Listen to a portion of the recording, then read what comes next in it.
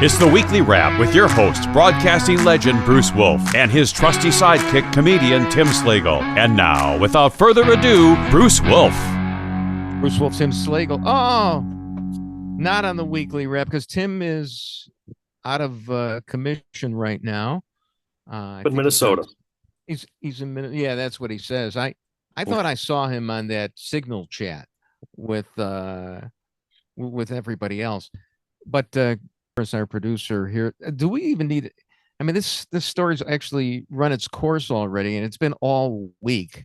And I was assiduously gathering some data here to prepare my arguments because I just anticipated that you'd be in the Trump house on this one. But I mean, are we in agreement at all that this was a snafu at the very least by the Trump administration? Trump seems to be admitting that already, and we can move on. If not, otherwise, let's mix it up here. What do you think? I don't know if you have to be in the Trump house to put on your tinfoil hat and think that possibly a staffer on Waltz added. Now, apparently Waltz is admitting that he did it. I heard a couple theories on this. Let's run them past you. Sure. One was a lower staffer that is a deep stater. That was one. That's your tinfoil number one. Second, Mike Waltz has presidential aspirations, and to take swipes at people like JD to show him, so he can release what he is saying behind the scenes, and others that he did it on purpose. But here's the thing: it's a bad time for Waltz. I mean, the funny thing is that you've actually got neocons like myself, and I don't even like being called a neocon, but apparently it's better than being called a rhino. But we like Waltz, okay? And so why would we want to undermine him? Yet we're, of course, very upset about what has happened here. Now you get the likes of Greg Gutfeld. I haven't seen, the whole oeuvre of Gutfeld on this, but I saw a Twitter thing where, the Democrats are piling on about this. They don't really care. And look what they did all along. But someday, well, I don't blame Gutfeld. He must be making like $20 million a year, so I can understand that his testicles haven't descended. I mean, Trump, I guess, ultimately is it. Go ahead. Gutfeld was a never Trumper, if you remember 2016. Oh, sure, I'm sure he was at one point. Yeah, so was JD Vance. I mean, they know how to butter their bread. But I think it's more like he likes the middle finger that Trump provides to everything that you kind of. Who doesn't? That's right. The one. That's why I voted for the guy 3 times. Okay, but Gutfeld. Why he won 3 times, Bruce? Exactly. Hey, touche. Game over. Okay. So here's the thing. But he not on that show. The new version of Red Eye that's on at 9:00 every night. They will never take on Trump. They'll never ridicule him. And so, I mean, it really comes down to, I don't have to make the argument that, I mean, these were actually war plans, attack plans. We're not going to have that semantic argument. I mean, you got Pete Hegseth saying at 14:15, first of all, that's a military time right there. I mean, that's not how we talk regularly. Strike drones on target. This is when, and it's all caps. This is when the first bombs will definitely drop. I mean, all right. It's 2 quick things. It's telling the Houthis and the Blowfish what's going on. And so Hegseth's just flat out lying, right? Two quick things. Do you have friends that were in the military that they all still speak with that kind of time code? They never say, right. 7 o'clock at night. Right. And second, the argument is to be made that there was a actual war plan that was disseminated on the internal system. Right. This was the boys talking about it channel. Yeah. But I'm not saying, but that's not mutually exclusive of being something that is violating confidence, and it definitely should have been classified. It's still telling the Houthis something, and it's bad. And so we're all about Benghazi. We're all about Hillary's server. Lock her up. Now, in Trump's defense, He never locked her up. You know who should decide this whole thing? Just thought of it right now. Jim Comey. Let's bring Jim Comey out and he'll deliver a press conference. Do you remember his press conference when he announced that Hillary was getting off the hook? Do you remember that? Yes, vividly. Okay. I mean, I watched it live and there were liberals on Twitter at the same time who were going, oh, she's going to get it. He's going to indict her. And I'm going, no way. He's just setting it up. He's going to say, yeah, it was all bad, but I've got prosecutorial discretion and it would be bad for the country to do that. And that's why he didn't do that. And then, of course, you know, it's and they nobody, everybody gets off the hook on this stuff. Trump gets off the hook on the Mar-a-Lago stuff, which was the best case against him of like the five that the deep state or the superficial state even was going after him over. And Biden got off because of his senility. So, you know, this is basically a MoveOn.org move by the Trump administration. Should have happened about 3 days ago. They just should have owned up, but they couldn't do it. And then they forced what's his face, Jeff Goldberg, you know, to do that stuff. To disclose the actual plans. Well, the thought there was he knew that he timed it with the Democrats because he knew the hearing was the next day. They would have Tulsi there and would have people that would have to answer questions like Radcliffe. And whatnot. Right. So he dropped it right before then. So they had the whole and they had their questions prepared. They had their little billboards behind them prepared. So there must have been. Let's look at those texts and see if there's any coordination. Look, I mean, if you want to kill the messenger, that's fine. I'm just asking questions there, like Tucker. I'm just asking questions. Speaking of Tucker, hey, you know, his dad died. Did you know that? I did see that. Did you see he wrote a pretty long obituary, very eloquently written. I sent you the tweet on that. I don't know if you want to show that, but I actually skimmed through it. And to me, the operative sentence was, you know, deep down about 8 or 9 paragraphs in which he said, you know, and his father had a hard scrabble life. I think he was handicapped at birth, whatever. And things were, I mean, you know, and if you could scroll on this, I don't think you can. But deep down, he goes, by 1975, there we are. By 1975, he, the father, was married with 2 small boys when his wife departed for Europe and didn't return. Oh, yeah. Think about that. Tucker Carlson was 6 years old at the time. And he just says that in one little sentence. And there's your explanation for Tucker Carlson. I tweeted about that, and I addressed in the tweet John Podhoretz, Abe Greenwald, Dan Proft, this guy Thomas Publius, who is like our most faithful viewer / listener, Jonah Goldberg, and Sigmund Freud. Because I mean, this explains Tucker Carlson perfectly. You can't have your mommy abandon you when you're 6 years old. Go off to Europe and never return? Are you kidding me?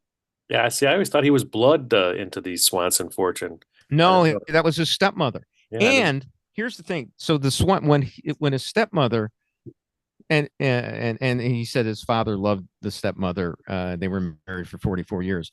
When his stepmother comes along, so they had already sold Swanson's TV dinners to the Campbell Soup Company, but she was, you know, an heiress. She was absolutely loaded. What's interesting to me is that, and I think I've said this before, but it bears repeating, that it's Swanson TV dinners that helped wreck the 1950s image that Tucker Carlson wants, you know, us to go back to, because that liberated women it helped liberate women from the kitchen, those stinking, lousy TV dinners with the little pieces of chicken and the piece of I wouldn't even call it apple pie. But that's what we love to have at TV dinners, and that liberated women. And Tucker Carlson wants us to go back to that era when there was no air conditioning, and women had to slave over a hot stove. But thanks to women like that, you know, feminism quickly followed, and that's what Tucker Carlson is rebelling against. And I give him this whole thing. This whole analysis gratis. I mean, but it's so obvious. So there you go. Poor, and his father just died. So, but I'm just trying to help Tucker. That's all. You always are. You always are. I'm not asking questions. I'm answering questions. Okay. Anyway, hey, did you see that 23 and Me is going belly up? Did you ever try to do that? I never did. Never tried to. Well, I guess I have some tinfoil people in my family because they all said don't do it. That gives the government your DNA. It gets your data. Well, I never even cared that much. First of all, I figure everybody's in my ancestry is all from the same neighborhood in outer Slobovia. I mean, it's just, everybody is next to each other. So, but it was interesting. Are you familiar with Grok right now? Yes. What they're doing, Grok. This guy up in the Chi, up CHI, up in the Chi, up in the Chi, Chicago, used Grok to figure out who he's most like. You can do that on Grok, and it turned out that I was the one that he was most like. Okay, I don't even know who he is, but and it said he was like me because I love the Cubs and am interested in animal welfare. And I'm thinking, yeah, based on your ex posts, you sound most like Bruce Wolf, a Chicago sports broadcaster. Your casual conversational style, love for the Cubs, and mix of sports, animal welfare, and social commentary align with his tone and local media presence. Your engagement with Chicago accounts like Bruce Wolf, Chicago seals the match. I mean, this is this guy up in the Chi, and I don't like the Cubs. Okay. And I don't care about animal welfare. Now, I think you're thinking of Dan Bernstein, and we'll talk about him a little bit later. The late Dan Bernstein, whose career died last week. Should not laugh about that. Bruce Wolf, no Tim Slagle. We got Tim Dabrowski of Wirepoint coming up to talk seriously, and Dobie Maxwell later on the Weekly Wrap.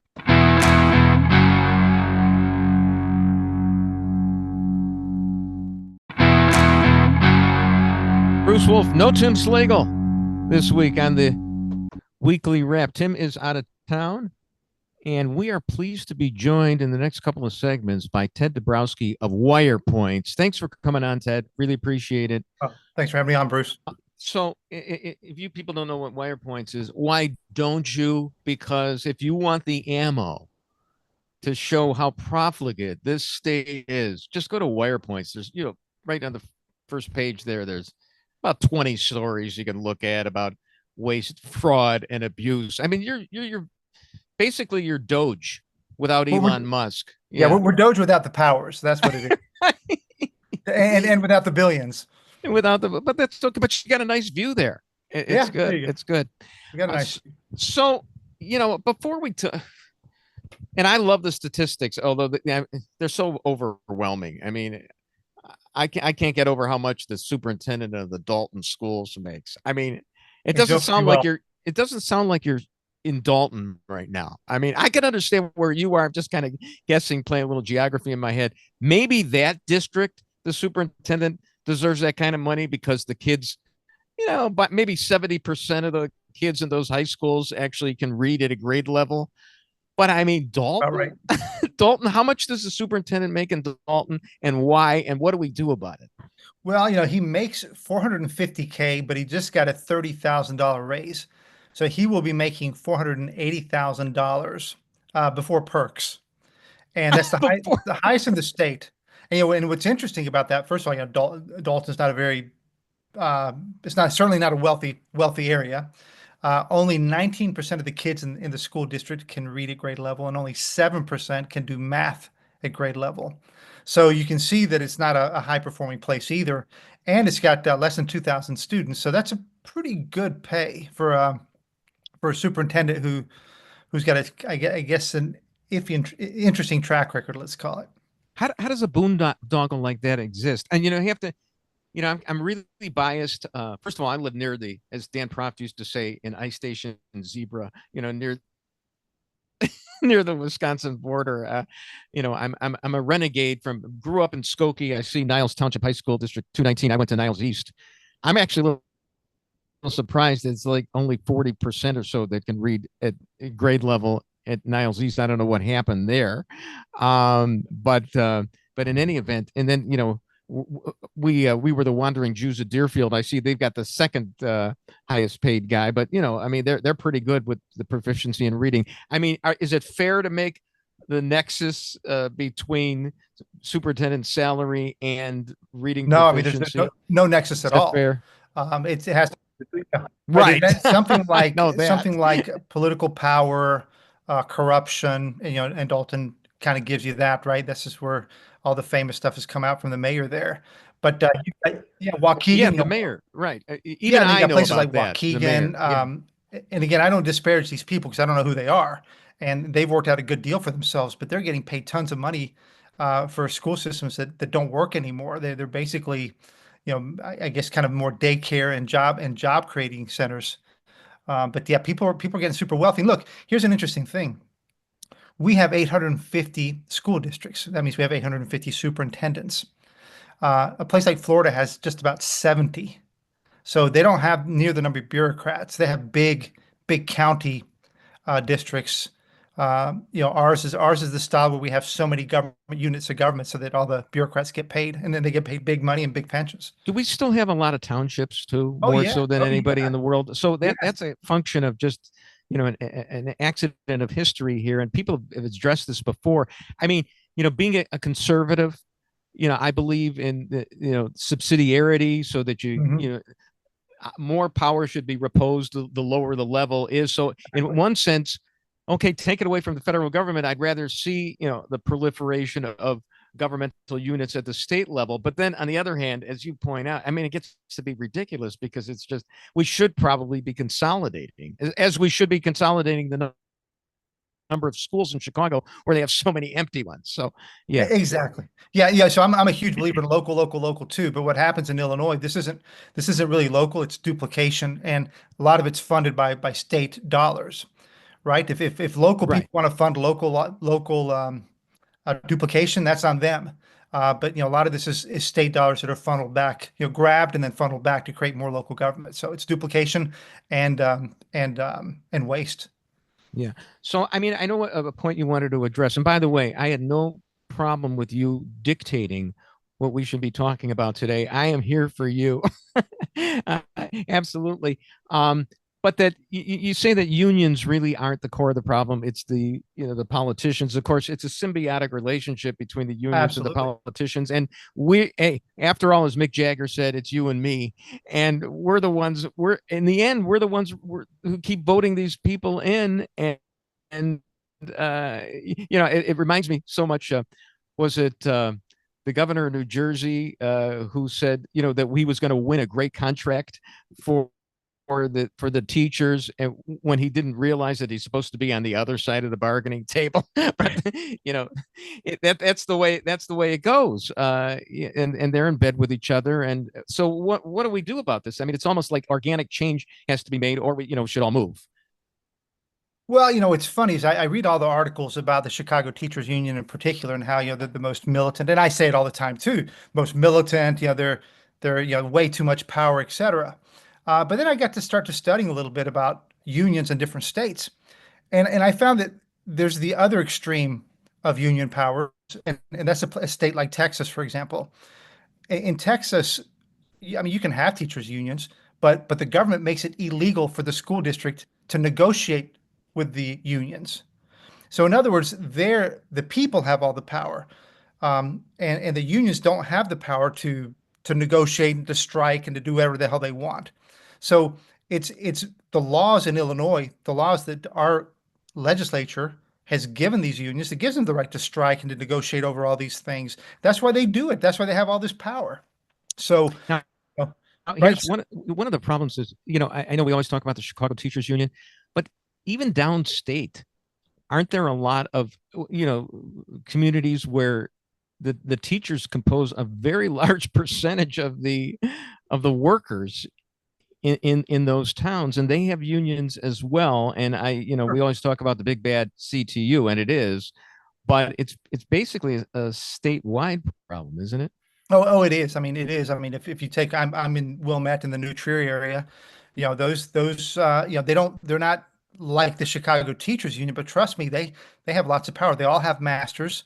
They're all super educated. They're all strong, and they'll tell you what they want, and they will push around the administrators, and they're very powerful, and it's because the laws let them. It's back in 1967 was when all this started. The state lawmakers started legalizing collective bargaining for the public sector, and then over time they made it mandatory that the school district must negotiate with the unions, and then at some point they gave the unions the power to strike, the powers to bring in intermediation and all that. So if you want to fix this problem, you got to go after the lawmakers because they're the ones that grant powers, right? Well, that is the root cause of most of government unions. Right. I mean, government unions being allowed to, first of all, that there are government unions. I mean, Sure. if the service is so important that we have to have the government do it, you shouldn't be, dependent on the whimsy of the government unions. But it's interesting. I saw Paul Vallis, whom we've had on this podcast before. He was pointing out, he was actually trying to divide and conquer the firefighters from the Chicago Teachers Union, and warned that they're not too good when they're combining forces supposedly with fellow unions. They'll stab me in the back. So he was trying to warn the firefighters who haven't had a contract Right. in a while either. So yeah, let them fight among themselves and devour their own. But yeah, that's so. But when you have to hope for that, you're already facing a losing battle, I guess. Right. But I do get some inspiration from those other states who are somewhere more in the middle. They give I would say that we shouldn't have public sector unions, period. And certainly they shouldn't have the powers they have. But I do get inspiration that there's some states who are looking to take away some of the power. Here's the point: is that you've got two classes of people, Bruce, in Illinois, Yeah. and in particular in Illinois, one class that's got a pension protection clause. They get pensions, and their pensions are protected in the Constitution. They have long-term contracts, long-term work contracts. They have guaranteed raises in those contracts, guaranteed health care. They have all this stuff, right? And they have Amendment 1 now, this workers' rights that's in the Constitution. So they have all their rights enshrined in the Constitution. And then the ordinary people, the private sector, the everyday Illinois, they don't have any of those rights at all. They don't have any of them. But yet they're forced to pay more and more for that first government class. And I'm arguing that the Illinois will never work as long as that keeps going the way it is, because it's become absurd. Maybe there'll be a trickle down of the ethos of Doge, because I mean, just the mere fact that the federal government workers had to come back from the home office, right, and go into work was a psychological move that way. So unfair. Yeah, right. And look, I've heard the statistics. I mean, you cannot fire a Chicago public school teacher. Right. And if you can't do that, imagine the padding that everybody else has, even the good teachers, because they're in the lot, with the rest of them. It's just really it's a morally bankrupt system. Yeah. And the reason I wrote that piece the other day on that the adult superintendent is exactly that. That's the kind of thing we have, and it happens everywhere. Maybe not to the same degree, but it's that same example. Super pensions, they all retire in their 50s, and everyday Illinois have to pay the highest property taxes in the country for it. All right, Ted, we're going to come back. We'll get ready to talk about crime. Okay, Bruce Wolf, Ted Dabrowski on the Weekly Wrap.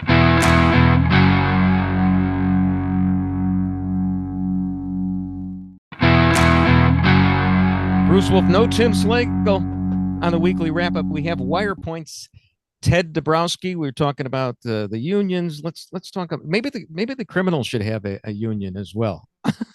I don't think they need one.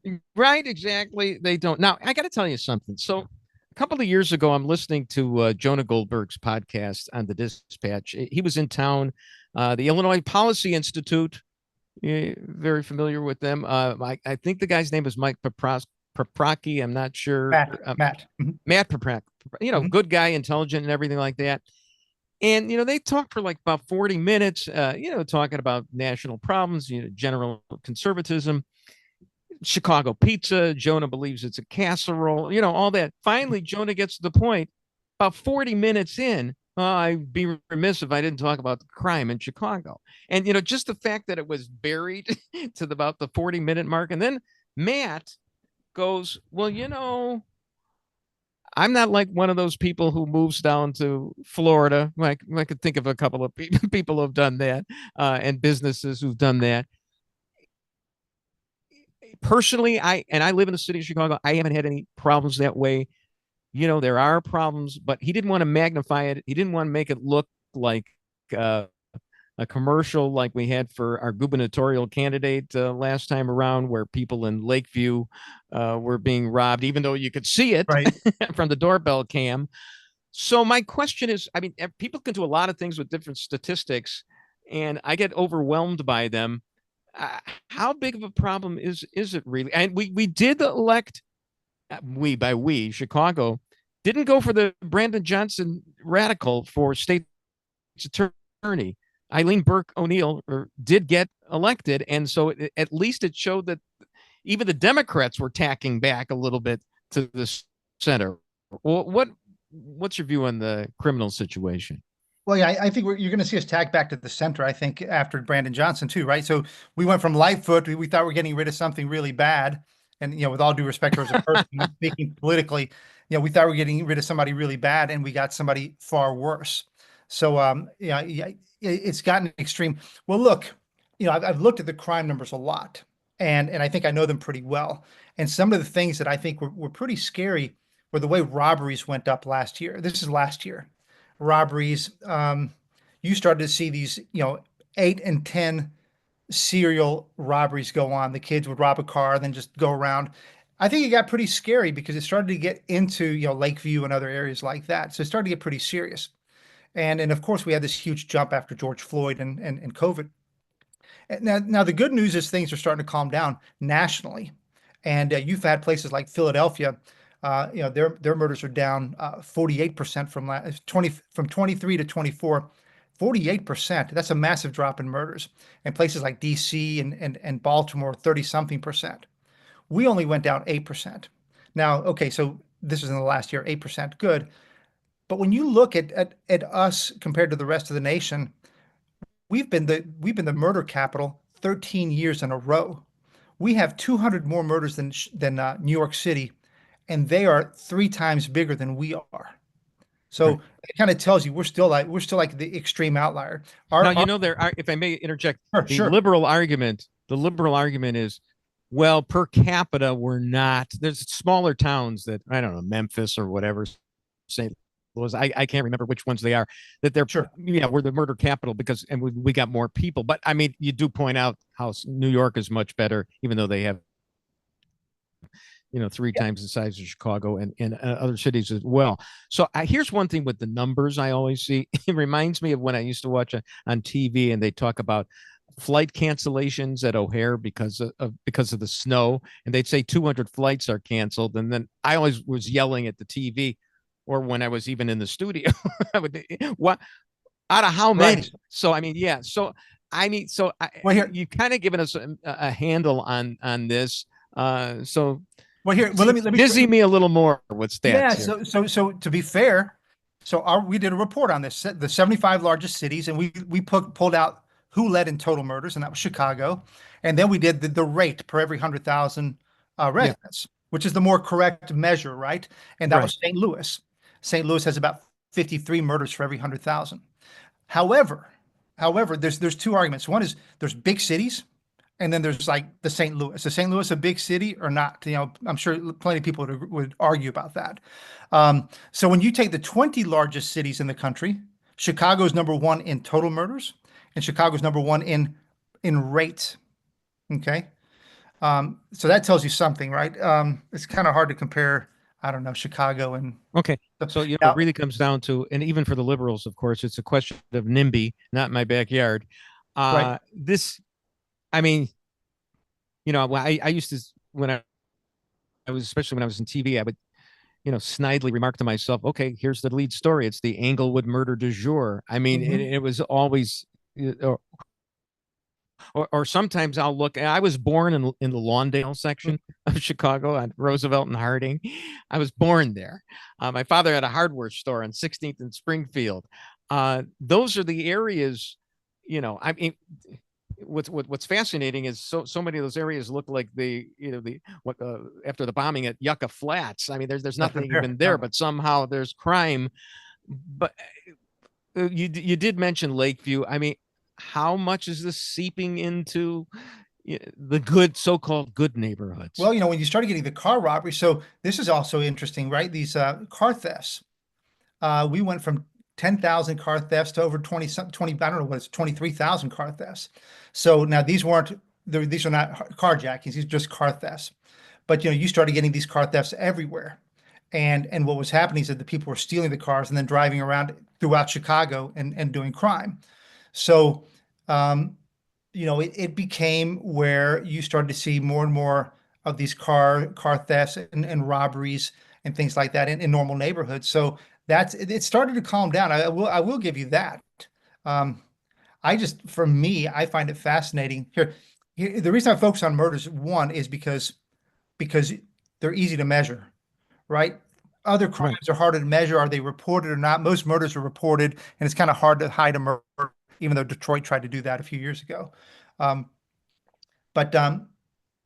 If we were to have the same murder rate as New York, we would only have 120 murders, not 570 murders. Yeah. And that tells you something. Now, again, it could just be, gang on gang, black on black, and it happens in the bad areas, but it's still something that I think is scaring people as it moved, and we had the riots in Chicago during COVID and all that. It's not a good feel when you have all the other factors going on in Chicago. If it was only this, maybe people would blow it off, but you got all the other issues that we have in Chicago right now that puts it at peril. Well, all right, a lot of people will just look at Michigan Avenue. How's Michigan Avenue doing? Is it dead? Is it because after COVID, so many people, the office space situation, but a lot of people are staying home and working. So is Michigan Avenue as thriving as it used to be? Is there any way that this is the fault of the city protection policies, or is it just the way that things are going in the rest of the nation? It certainly didn't help. All the COVID closed downs, they lasted way too long, right? We probably had the harshest COVID lockdowns in the country, competing with a couple other places. And then of course that perpetuated the work from home. The work from home is a real phenomenon. It's maybe getting a little bit better, but you've got this massive, half of the big downtown buildings may be empty, and at some point, when they start doing their leases, you're going to see lots of pressure on values, which is going to put pressure on property taxes, which is going to shift the property tax burden from commercial to homes. So you got lots of pressures going on. I just drove through Michigan Ave just 2 hours ago. It looks pretty good, but if you look at the number of windows that are still covered up, and they're not boarded up now, they're just covered with whatever paper, it doesn't look good. And that's horrible. That's Bull Mish. That's Irv Kupcinet talking about Bull Mish. There's a statue of Kupcinet on Bull Mish, and he would be ashamed of that. All right. I mean, I'm already blitzed with statistics right now. Don't expect me to write them back down in my blue book on the exam that you're going to give me at the end. But there's a lot of illusory. Go ahead. What's interesting about statistics is that the whole world right now, there's so many arguments, and it. There's the right, the left, the whatever you want to call, and everybody's got so much emotion, and everybody's so right, and everybody's willing to use the F-bomb to call each other names. And we just saw what Tammy Duckworth did. Yeah, and when you got your senator doing that, tells you where we are. I think Trump has contributed to that. He actually, he said I'm not going to be your typical president. I'm going to call you Little Marco and Lion 10, and all of a sudden name calling became de rigueur. So, but the Democrats have fallen into that. Yeah, well. I mean, right, and but I think they've taken the Trump action much further by throwing the F-bombs everywhere. I don't think he ever does that. Right. But this is why I think facts have to come back into whatever mode, because otherwise people are just arguing emotions and name calling, and nobody knows what the truth is anymore. So, it's why we like to at Wirepoints put out the facts. We put our source there. We can at least argue some facts without them. We're just calling each other names and seeing who yells loudest. Well, I don't know about you, but I'm stuck in Illinois. I mean, I've got family here. I got grandchildren here. It's a little too late in the game, and it's okay. It's getting warmer and warmer. I don't need to have summer year round. So I'm not going to be one of those ones leaving, and there's still going to be a lot of people. I mean, and of course, thanks to the Biden immigration policies, we got a nice influx of immigrants, quote unquote. So yeah, what does the future hold for this state's health? Well, I think we're in real deep trouble. The big statistic we haven't talked about are all the people leaving. And, that's a very clear data point coming from the IRS, where, the IRS knows how much money you make, where you lived last year, where you live this year. So they know if you moved or not, and whether you took your kids with you and how much money you made. And when you dissect that data, third biggest losers of people in the country to other states on a net basis. And, the bad news is that the more people leave, they don't take the pension burden with them, and they don't take all the debts we have, and they're left for everybody who's still here. And so that's what makes it really, really tough on Illinois. I'm not sure how we're going to get out of this financial mess. Well, maybe another COVID infusion of cash, a couple of years down the line. Well, that's what people count on. And the minute we had COVID is when our state Senate leader went to Congress and immediately asked for $40 billion before there was any talk of bailouts. There you go. Well, Ted, I mean, we could talk on and on and on. Thanks so much for joining us. Your windows look clean. It's yeah, they're not that clean. So it's a beautiful day on the North Shore. Hope to talk to you again soon. Thanks for joining us. Thanks, and hopefully Ted Dabrowski of Wirepoint. Hopefully we motivate some people to Bruce Wolf, get assertive and fight back. On the weekly wrap.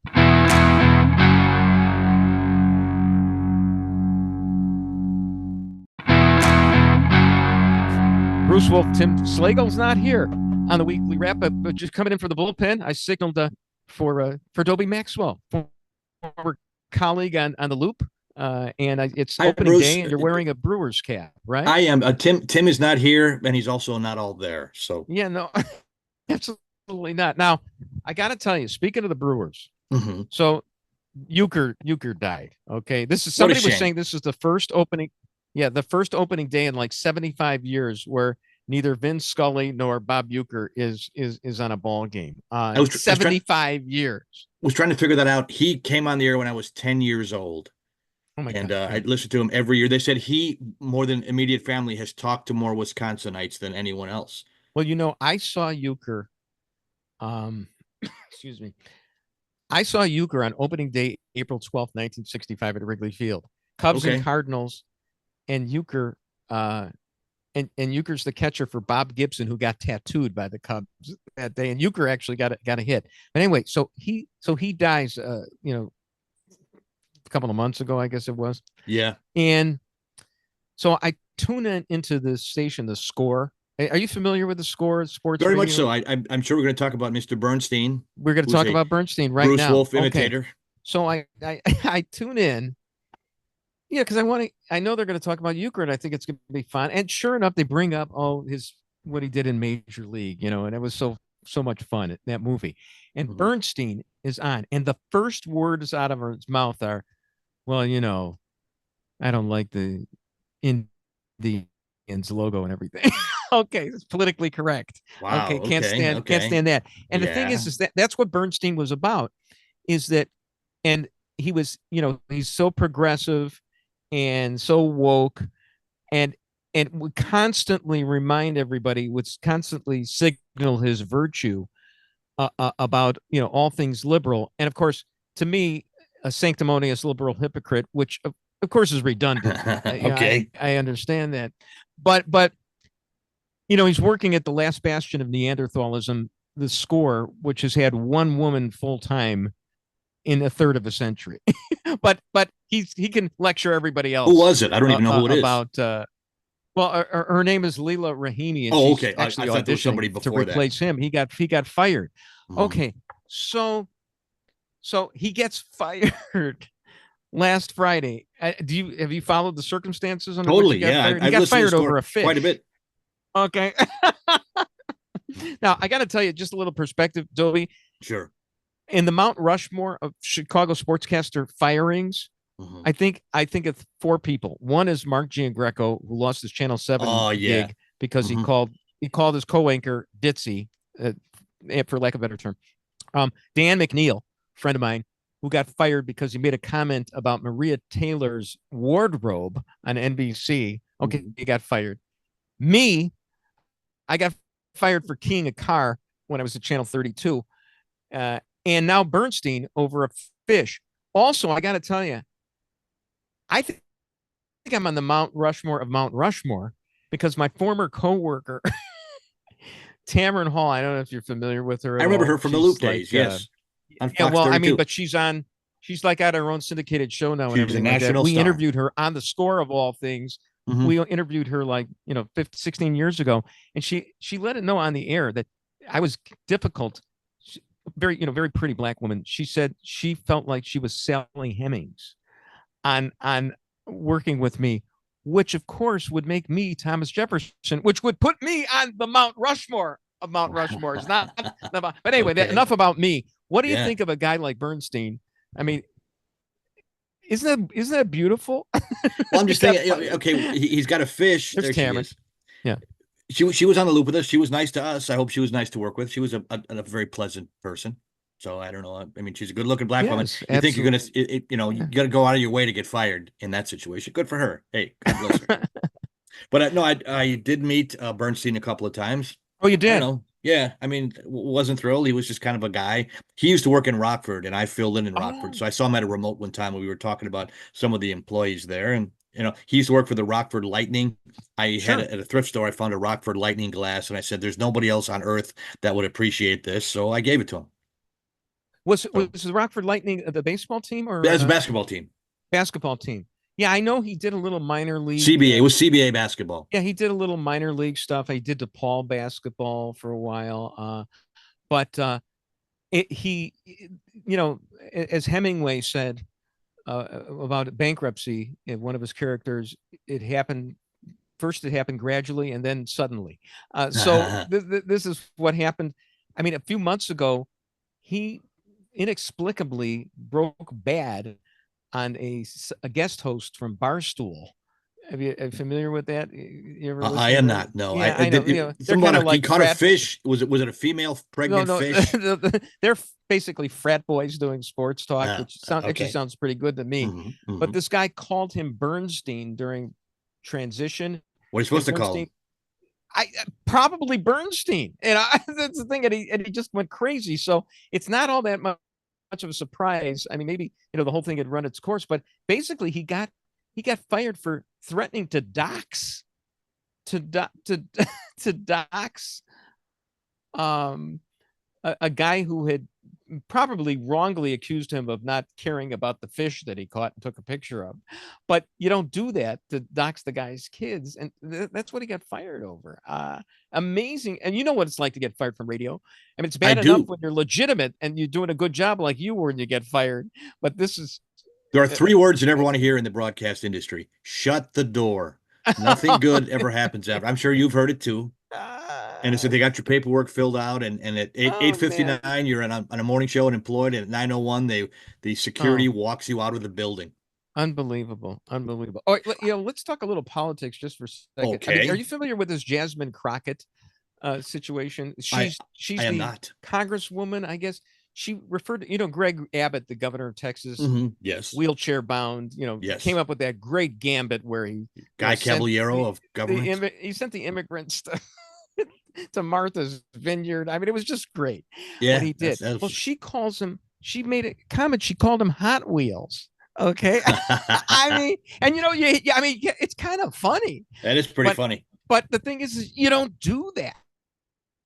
Not in 2025. You don't. Well, I was just talking to this Ted Dabrowski we had on the last segment about how Tammy Duckworth was saying F you to Pete Hegseth.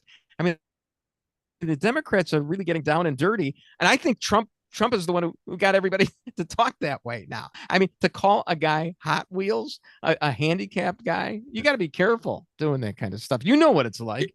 The world is the WWE. Yeah. I think Vince McMahon is our president. It's devolved into monkeys throwing who? Well, I mean, and Trump loves WWE. No dignity. Yeah.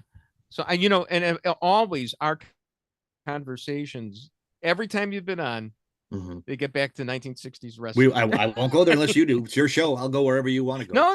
No. I mean, absolutely. But anyway, this Crockett, it's interesting because you know what it's like. You know what? I mean, you know how deft you have to be at comedy. What you can say, what you can't say. I mean, you've done stand up for decades. But I'm thinking like Larry David was the guy who could only handle showing that people in wheelchairs could be just as awful as anybody else. And the thing was, is David would lampoon himself while doing it. But I mean, think what we've gone from. We had FDR, who basically hid the fact. He hid the fact that he was in a wheelchair. He'd show himself with a cigarette, but he'd hide the fact that he was in a wheelchair. Then when they did the memorial for him, they got rid of the cigarette because that wasn't politically correct, but they showed him in the wheelchair, which he would never have wanted. And now we've gone back to Crockett, who ridicules people in wheelchairs. I mean, we've come full circle on the wheels of the chairs, I guess. It's amazing how the rhetoric has descended here. I mean, it's not equal. Shock Jock Radio. Yeah, if you could say the same thing to everybody both ways, but you can't. You say it to one person, you're a schmuck. You say it to the other person, it's social commentary. Well, somebody tweeted to me, a guy follows me on Twitter, because I was talking about this Crockett situation. What about when Johnny Carson actually joked that Ironside, remember that Ironside went on a water diet and burned rubber to the men's room. So I mean, hi-oh! So you could do that back then, but now you can't make fun of people unless you're a Democrat making fun of a Republican. Because and then she denied it too. That's what's beautiful. It's deny. I love that. Absolutely love that. Funny's funny. I would say, okay, if you said that about me, I'd get that. Touche. No, I mean, I actually giggled when I heard that, that come out of her mouth, but you're not, and she's an opponent politically from me. And I love Abbott, but you gotta be careful. So do you follow golf at all? Do you follow it at all? I enjoy watching it once in a while. Not as much as I did, not back in the Charles Coody days. Just a funny name. Charles Coody. All right. So Jim Nance announced yesterday that he plans on stepping down from the Masters golf tournament, the announcer. Okay. 11 years from now. He's decided. I mean,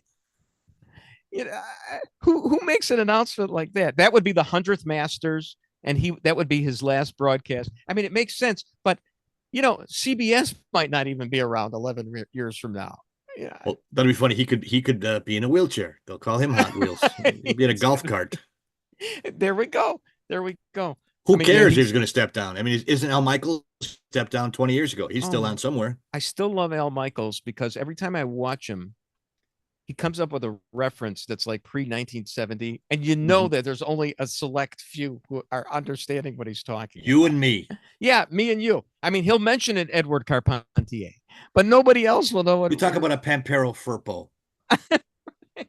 A Pepper Gomez. All right. Dobie, as always, thank you. Bruce Thank Wolf, you. No Tim Slagle. Dobie Maxwell. on the Weekly Wrap. And that's the Weekly Wrap on radio and television. Follow Bruce at Bruce Wolf Shy on Twitter and Tim at timslagle.com. The Weekly Wrap with Bruce Wolf, a CP Pods production.